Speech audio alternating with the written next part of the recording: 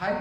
So today వచ్చేసరికి మనం operating system అసలు ఏంటి, ఈ యొక్క ఆపరేటింగ్ సిస్టమ్ అంటే ఏంటి, ఈ ఆపరేటింగ్ సిస్టమ్ అనేది ఎందుకు మనం యూజ్ చేస్తున్నాం, దీనివల్ల మనకున్న బెనిఫిట్స్ ఏంటి, ఈ యొక్క ఆపరేటింగ్ సిస్టమ్ యొక్క ఆర్కిటెక్చర్ ఎలా ఉందో ఈరోజు క్లాస్లో మనం డిస్కస్ చేస్తాం. సో ఫస్ట్ ఆఫ్ ఆల్ అసలు ఆపరేటింగ్ సిస్టమ్ అంటే ఏంటి అందరికి తెలిసింది, ఓఎస్ అంటాం, ఆపరేటింగ్ సిస్టమ్ అంటాం. అసలు ఆపరేటింగ్ సిస్టమ్ డెఫినేషన్ అయితే చూసుకున్నాం. The operating system it is nothing but interface. ఏముందా అంటే ఒక ఇంటర్ఫేస్ ఉంది, ఎలా అంటే యూజర్కి అదేవిధంగా సిస్టమ్ హార్డ్వేర్ ఏదైతే ఉందో, యూజర్కి అదేవిధంగా సిస్టమ్ హార్డ్వేర్ ఏదైతే ఉందో వాటి రెండింటి మధ్య ఒక ఇంటర్ఫేస్ ఇంటరాక్ట్ కలిగి ఉండి మనం తీసుకున్న ప్రోగ్రామ్ ఏదైతే ఉందో, మనం తీసుకున్న ప్రోగ్రామ్ ఏదైతే ఉందో ఆ ప్రోగ్రామ్ సాల్వ్ చేసేదాన్ని మనం ఏమంటామంటే ఆపరేటింగ్ సిస్టమ్ అంటాం. ఆపరేటింగ్ సిస్టమ్ అంటాం. So OS is nothing but the interact between the user and applications are user and system hardware. అంటే ఓఎస్ అనేది యూజర్కి అదేవిధంగా సిస్టమ్ హార్డ్వేర్ ఏదైతే ఉంటుందో వాటి రెండింటి మధ్య ఉండే ఇంటరాక్ట్ ఏదైతే ఉంటుందో దాన్ని మనం ఏమంటున్నాం అంటే ఓఎస్ అన్నాం. ఏమంటున్నాం? ఓఎస్ అన్నాం. ఓకే, ఓఎస్ డెఫినేషన్ చూసుకున్నాం. అసలు ఓఎస్లో ఎన్ని టైప్స్ ఉంటాయి మనకి? ఒక టైప్ ఉంటుందా, రెండు టైప్స్ ఉంటాయా, అప్పుడు 3 టైప్స్ ఉంటాయి. ఒకసారి చూసుకుందాం. సో ఈ ఓఎస్ మనకు మొత్తము 2 టైప్స్ ఉంటాయండి. ఎన్ని టైప్స్ ఉన్నాయి? 2 టైప్స్ ఉన్నాయి. ఏమేంటి అంటే ఒకసారి చూసుకుంటామండి. దాంట్లో ఫస్ట్ వన్ అసలుకి సింగిల్ ఆపరేటింగ్ సిస్టమ్ అంటాం. ఏమంటాం? సింగిల్ ఆపరేటింగ్ సిస్టమ్ అంటాం. సింపుల్గా సింగిల్ ఓఎస్ అని రాసుకుంటాం. సెకండ్ వన్ వచ్చేసరికి మల్టిపుల్ ఆపరేటింగ్ సిస్టమ్ అంటాం, లేకపోతే మల్టీ ఓఎస్ అంటాం. ఓకే, ఆపరేటింగ్ సిస్టమ్ డెఫినేషన్ తీసుకున్న తర్వాత ఈ యొక్క ఆపరేటింగ్ సిస్టమ్ అనేది 2 భాగాలుగా డివైడ్ చేశారండి. ఆ 2 భాగాలు డివైడ్ చేయాలంటే ఫస్ట్ వన్ వచ్చేసరికి single operating system and second one వచ్చేసరికి మల్టీ ఆపరేటింగ్ సిస్టమ్ అని ఇలా 2 భాగాలుగా ఈ యొక్క ఆపరేటింగ్ సిస్టమ్ ని మనం డివైడ్ చేసుకున్నాం. సో వాట్ ఈస్ అంటే సింగిల్ ఆపరేటింగ్ సిస్టమ్? అసలు ఏంటి సింగిల్ ఆపరేటింగ్ సిస్టమ్ అంటే? అసలు దేని ఆపరేషన్ చేయాలి, అసలు దేని ప్రాసెస్ చేయాలి, అసలు దేని గురించి మాట్లాడుతూ చూసుకుంటే నేనేం చేశానంటే ఒక గూగుల్ కానీ లేకపోతే ఒక మొబైల్ తీసుకున్నానండి, లేకపోతే ఒక కంప్యూటర్ తీసుకున్నాను. నేను తీసుకుని ఏం చేశానంటే ఒకసారి ఏమో గూగుల్ ఓపెన్ చేశాను, ఇంకోసారి ఏమో వాట్సాప్ ఓపెన్ చేశాను, ఇంకోసారి ఏమో ఫేస్బుక్ ఓపెన్ చేశాను, ఇంకోసారి ఏమో నాకు కావాల్సిన ప్లాట్ఫామ్ ఉంటే ఆ ప్లాట్ఫామ్ ఓపెన్ చేశాను. అంటే ఏమవుతున్నాయంటే ఒక టైంలో నాకు కావాల్సిన అప్లికేషన్స్ ఏవైతే ఉంటాయో ఒకే టైంలో నేను ప్రాసెసింగ్ చేస్తున్నాను.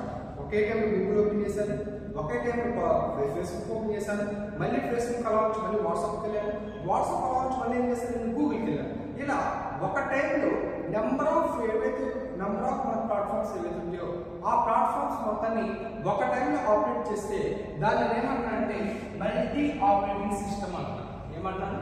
మల్టీ ఆపరేటింగ్ సిస్టమ్ అంటున్నాను. అంటే ఒక టైంలో నేను ల్యాప్టాప్ ఓపెన్ చేశాను, ల్యాప్టాప్ ఓపెన్ చేసి ఏం చేశాను, ఫస్ట్ గూగుల్ కావాలంటే గూగుల్ ఓపెన్ చేశాను, గూగుల్ అయిపోయింది, గూగుల్ అలా ఉంది, నాకు ఏం కావాలి నెక్స్ట్ వాట్సాప్ కావాలి, ఏమంటే వాట్సాప్లోకి వాట్సాప్ యాప్ ఓపెన్ చేశాను, గూగుల్లో ప్రాసెస్ అవుతుంది, ఎక్కడ మళ్ళీ వాట్సాప్ ఓపెన్ చేశాను, నాకు వాట్సాప్ కాదు ఇన్స్టా కావాలి, మళ్ళీ వాట్సాప్లో నుంచి మళ్ళీ ఇన్స్టాకి వెళ్ళాను. అంటే ఏమవుతుంది, single time at a time multiple jobs ఏవైతే ఉంటాయో, మల్టిపుల్ ఆపరేషన్స్ ఏవైతే ఉంటాయో వాటిని ఒక టైంలో రన్ చేస్తే దాన్ని మనం ఏమంటున్నామంటే మల్టీ ఆపరేటింగ్ సిస్టమ్ అంటాం.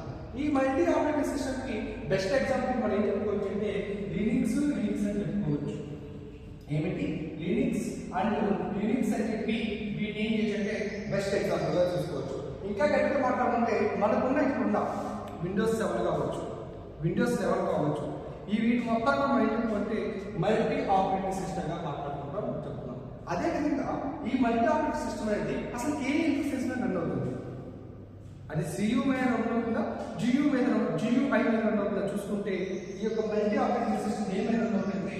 జియుఐ మీద రన్ అవుతుంది. వాట్ ఈస్ అంటే జియుఐ? ఏంటి జియుఐ అంటే? GUI it is nothing but a graphical user interface. ఏమంటాం? గ్రాఫికల్ యూజర్ ఇంటర్ఫేస్ అని చెప్పుకుంటాం. సో మల్టీ ఆపరేటింగ్ సిస్టమ్ అంటే నెంబర్ ఆఫ్ టాస్క్ ఏవైతే ఉంటాయో, నెంబర్ ఆఫ్ జాబ్స్ ఏవైతే ఉంటాయో వాటి మొత్తాన్ని ఒక్కో టైంలో ప్రాసెస్ చేస్తే దాన్ని మల్టీ ఆపరేటింగ్ సిస్టమ్ అని చెప్తున్నాము. దాని ఎగ్జాంపుల్స్ లినిక్స్ అని చెప్పుకున్నాము. దాంట్లో ఏ ఇంటర్ఫేస్ అంటే గ్రాఫిక్ టిపికల్ యూజర్ ఇంటర్ఫేస్ మీద ఈ యొక్క మల్టీ ఆపరేటింగ్ సిస్టమ్ ఏదైతే ఉందో అది రన్ అవుతుంది. దాని బెస్ట్ ఎగ్జాంపుల్స్ విండోస్ 7 కావచ్చు, అదేవిధంగా విండోస్ 11 కావచ్చు. నెక్స్ట్ ఏముంది ఇక్కడ? Single operating system. ఏంటి సింగిల్ ఆపరేటింగ్ సిస్టమ్ అంటే ఏంటి? మల్టీ ఏమో నెంబర్ ఆఫ్ అని చెప్తాం, మరి సింగిల్ అంటే ఏంటి? ఒక టైంలో ఒక జాబ్ లేదా ఒక టాస్క్ మనం ప్రాసెసింగ్ చేస్తే, ఒక టైంలో ఒక జాబ్ని లేదా ఒక టాస్క్ మనం ప్రాసెసింగ్ చేస్తే దాన్ని మనం ఏమంటామంటే సింగిల్ ఆపరేటింగ్ సిస్టమ్ అంటాం. ఏమంటాను? సింగిల్ ఆపరేటింగ్ సిస్టమ్ అంటాం. ఈ సింగిల్ ఆపరేటింగ్ సిస్టమ్కి ఎగ్జాంపుల్ ఏంటంటే MS DOS. ఇది MS DOS ఏదైతే ఉందో దీనికి ఏం చేస్తామంటే ఎగ్జాంపుల్ తీసుకుంటాం. దీనికి ఇంకా ఏమిటి అంటే రైల్వే ప్లాట్ఫామ్ అంటే రైల్వే స్టేషన్ కదా. రైల్వే స్టేషన్కి వెళ్ళినప్పుడు మీరు ticket, for example Guntur railway స్టేషన్కి వెళ్ళారు. గుంటూరు నుంచి ఏ స్టేషన్కి వెళ్ళాలో అయ్యే రైల్వే టికెట్స్ ఏం చేస్తాం అక్కడ డిస్ప్లే అవుతుంది. ఆ టికెట్ ప్లాట్ఫామ్కి వెళ్తే అక్కడ మన టికెట్ కావాలనుకున్నప్పుడు చూస్తే వాటికి ఏదైతే ఉండిద్దో వాటికి విండోస్ మీద ఏదైతే ఉండిద్దో ఓన్లీ టికెట్ ఒకటే ఉంటుంది. మనకి పలానా షాప్ వెళ్ళాలంటే ఆ టికెట్ ఒకటి ప్రింట్ అయ్యింది, పలానా షాప్ వెళ్ళాలంటే ఆ టికెట్ ఒకటి మనం ప్రింట్ చేసుకుంటాం. ఇంకా వేరే ఏం టాస్క్ ఓపెన్ చేయలేము, ఏ జాబ్ మనం ఓపెన్ చేయలేము. అలా ఉండేదని మనం ఏమంటామంటే సింగిల్ ఆపరేటింగ్ సిస్టమ్ అంటున్నాం. దాని బెస్ట్ ఎగ్జాంపుల్ MS DOS అని చెప్పుకుంటున్నాం. ఇది సరికి ఏ ఇంటర్ఫేస్ మీద ఉంటున్నాయంటే ఇది వచ్చేసరికి CUI. ఏంటిది? CUI it is nothing but A character user interface అంటాం. ఏమంటాం? క్యారెక్టర్ యూజర్ ఇంటర్ఫేస్ అని చెప్పి ఈ యొక్క సింగిల్ ఆపరేటింగ్ సిస్టమ్ అని చెప్పుకుంటాం. అంటే ఇక్కడ OS అంటే ఏంటి? ఇప్పుడు మనం ఏం చేస్తున్నాం? ఆపరేటింగ్ సిస్టమ్ అంటే ఏం చూసుకున్నాం, దాంట్లో టైప్స్ ఏంటంటే చూసుకున్నాం అన్నీ. అసలుకి ఈ యొక్క OS మనకి కాంపోనెంట్స్ ఏమి ఉంటాయి, అసలు ఆ కాంపోనెంట్స్ అనేది మనకి ఎలా వర్క్ అవుతుందో ఇప్పుడు తెలుసుకున్నాం. అసలు కాంపోనెంట్స్ ఏమి అంటే దాంట్లో ఫస్ట్ వచ్చేసరికి కంప్యూటర్ హార్డ్వేర్. ఈ యొక్క కంప్యూటర్ హార్డ్వేర్ మనకి ఏం ప్రొవైడ్ చేస్తుంది అంటే CPU ప్రొవైడ్ చేస్తుంది, మెమొరీ ప్రొవైడ్ చేస్తుంది. అదేవిధంగా IO డివైజెస్ ఏవైతే ఉంటాయో ఆ IO డివైజెస్ కూడా ఏం చేస్తుంటే ఈ యొక్క కంప్యూటర్ హార్డ్వేర్ ఏం చేస్తుంటే మనకి ప్రొవైడ్ చేస్తుంది. నెక్స్ట్ ఏమో మనకి OS, ఇది మనకి మెయిన్ కావాల్సింది. ఇందాక డెఫినేషన్ చెప్పినప్పుడు ఏమో చెప్పారు, the operating system it is nothing but to interface between the are interact between the user and system hardware. User and system hardware ఏవైతే ఉంటాయో వాటి రెండింటి మధ్య OS అనేది ఇంటరాక్ట్ అవుతుంది, ఇంటర్ఫేస్గా ఉంటుంది. ఈ రెండింటి మధ్య కంబైన్ చేసి మనకి కావాల్సిన జాబ్ ఏదైతే ఉందో, మనకి కావాల్సిన టాస్క్ చేసేది ఏదైతే ఉందో దాన్ని ప్రాసెసింగ్ చేసిందని డెఫినేషన్ చెప్పాను. చూసి అదే విధంగా యూజర్ ఉన్నాడు, సిస్టమ్ హార్డ్వేర్ ఉన్నాడు, వాటి రెండింటి మధ్య ఉన్నాడు OS. ఈ OS ఏం చేస్తారంటే మన డేటా ఏదైతే ఉంటుందో, యూజర్ ప్రోగ్రామ్ ఏదైతే ఉంటుందో, యూజర్ కాంప్లెక్స్ ప్రాబ్లమ్స్ ఏవైతే ఉంటాయో వాటిని ఏం చేస్తాడు? Control and coordinate. దాని డేటాని ఏం చేస్తాడంటే కంట్రోల్ చేస్తాడు, అదేవిధంగా ఆ డేటాని ఏం చేస్తాడంటే కోఆర్డినేట్ చేస్తాడు. నెక్స్ట్ ఎక్కడికి సిస్టమ్ అప్లికేషన్ ఆర్ ప్రోగ్రామ్ అంటాం. ఏమంటాం? System and application programmes. ఈ సిస్టమ్ అప్లికేషన్ ఏం చేస్తుందంటే మనకి ఏవైతే ప్రోగ్రామ్స్ ఉంటాయో, అంటే యూజర్ పంపించిన ప్రోగ్రామ్స్ ఏవైతే ఉంటాయో, యూజర్ పంపించిన జాబ్స్ ఏవైతే ఉంటాయో, యూజర్ పంపించిన టాస్క్ ఏవైతే ఉంటాయో వాటిని మొత్తాన్ని ఏం చేస్తాడంటే సాల్వ్ చేస్తూ ఉంటాడు. అలా సాల్వ్ చేసేదాన్ని మనం ఏమంటామంటే సిస్టమ్ అండ్ అప్లికేషన్ ప్రోగ్రామ్స్ అంటాం. నెక్స్ట్ ఎక్కడికి వెళ్ళాలి? యూజర్స్. ఎవరు?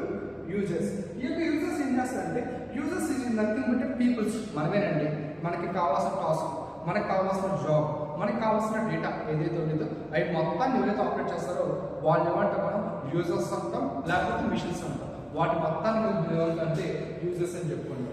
This is the component of the OS అని చెప్పుకుంటాం. ఏమేమి ఉంటాయి? Computer hardware is the one component, OS is the second component, next one is the system and application program is the third component, and the fourth one the users. ఇలా మనకి 4 components అనేవి మనకు ఉన్నాయి. This is the overall information of the